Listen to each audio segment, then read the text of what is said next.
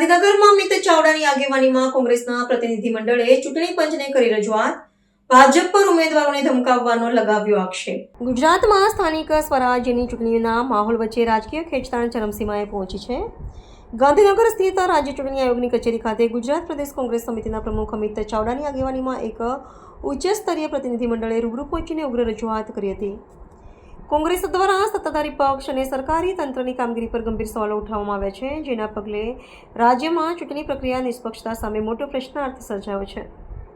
કોંગ્રેસના પ્રતિનિધિમંડળે ચૂંટણી પંચ સમક્ષ સત્તાવાર ફરિયાદ નોંધાવતા આક્ષેપ કર્યો હતો કે સત્તાધારી ભારતીય જનતા પાર્ટીના નેતાઓ અને હોદ્દેદારો દ્વારા કોંગ્રેસના ઉમેદવારોને ડરાવવા અને ધમકાવવાના પ્રયાસો થઈ રહ્યા છે. આ ઉપરાંત ઉમેદવારી પત્રોની ચકાસણી પ્રક્રિયામાં ચૂંટણી અધિકારીઓ સ્પષ્ટપણે પક્ષપાતી વલણ દાખવી રહ્યા હોવાનું અને રાજકીય દબાણ હેઠળ વિપક્ષના ઉમેદવારોના ફોર્મ નજીવા કારણોસર રદ કરવામાં આવતા હોવાનો ગંભીર આક્ષેપ પણ આ રજૂઆતમાં કરવામાં આવ્યો છે. આ રજૂઆત દરમિયાન કોંગ્રેસ નેતાઓએ ગુજરાત પોલીસની ભૂમિકા પર પણ આકરા પ્રહારો કર્યા હતા. તેઓએ આક્રોશ સાથે જણાવ્યું હતું કે કાયદો અને વ્યવસ્થા જાળવવાની જવાબદારી ધરાવતું પોલીસ તંત્ર સત્તાધીશોના ઇશારે કામ કરી રહ્યું છે અને વિપક્ષ પ્રત્યે ભેદભાવપૂર્ણ નીતિ અપનાવી રહ્યું છે. કોંગ્રેસે ચૂંટણી આયોગ પાસે આ સમગ્ર મામલે ત્વરિત અને પારદર્શક તપાસની માંગ કરી છે, જેથી લોકશાહી પ્રક્રિયાની ગરિમા જળવાઈ રહે અને સંપૂર્ણ ભયમુક્ત વાતાવરણમાં ચૂંટણીઓ સંપન્ન થઈ શકે. સમગ્ર ગુજરાતમાં સ્થાનિક સ્વરાજની ચૂંટણીઓની પ્રક્રિયા શરૂ થઈ ચૂકી છે. ઉમેદવારી ફોર્મ ભરવાની આખરી તારીખ 11મી પૂર્ણ થઈ, ચકાસણી પણ થઈ ગઈ ને આવતીકાલે ફોર્મ પાછા ખેંચવાનો છેલ્લો દિવસ છે. 26મી એપ્રિલના રોજ મતદાન થવાનું છે. પણ ઉમેદવારી ફોર્મ ભરવાની શરૂઆતના પહેલા જ દિવસથી ચૂંટણી પંચના જે નીચેના ચૂંટણી અધિકારીઓ છે એની સાથે જોડાયેલું જે પ્રશાસન છે એની કામગીરી પણ ક્યાંક ને ક્યાંક શંકાના દાયરામાં રહી છે. સાથે સાથે ખાસ કરીને પોલીસ તંત્ર કે જેની જવાબદારી આ ગુજરાતના નાગરિકોની સુરક્ષાની છે, લો એન્ડ ઓર્ડર જાળવણીની એની જવાબદારી છે, પણ એ પોલીસ વિભાગના અધિકારીઓ, એના કર્મચારીઓ જાણે ભારતીય જનતા પાર્ટીના કાર્યકરો હોય, એજન્ટો હોય એવા કેટલાક અધિકારીઓ અને કર્મચારીઓ વર્તી રહ્યા છે. પહેલા જ દિવસથી અલગ અલગ વિસ્તારોમાં MIM હોય કે બીજા અપક્ષ ઉમેદવારો ઉભા રાખવા માટે એના પેપર્સ તૈયાર કરવાથી લઈ અને એ માટે ધાક ધમકી આપવા માટે બુટલેગરોને સાથે રાખીને પ્રયત્નો થયા. કોંગ્રેસ પક્ષના ઉમેદવારોએ જ્યારે નોમિનેશન કરવાની શરૂઆત કરી ત્યારે કોઈ પણ રીતે એને ડરાવી દબાવીને ફોર્મ ના ભરે એના માટેના પૂરા પ્રયત્નો થયા.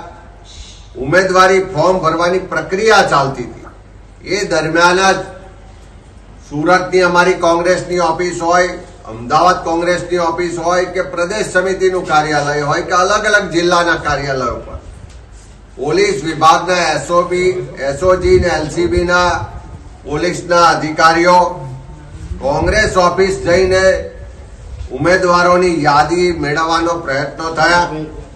કેટલીક જગ્યાએથી યાદી મેળવી અને એ ઉમેદવારોને ડરાવવા ધમકાવવાના પણ પ્રયત્નો થયા.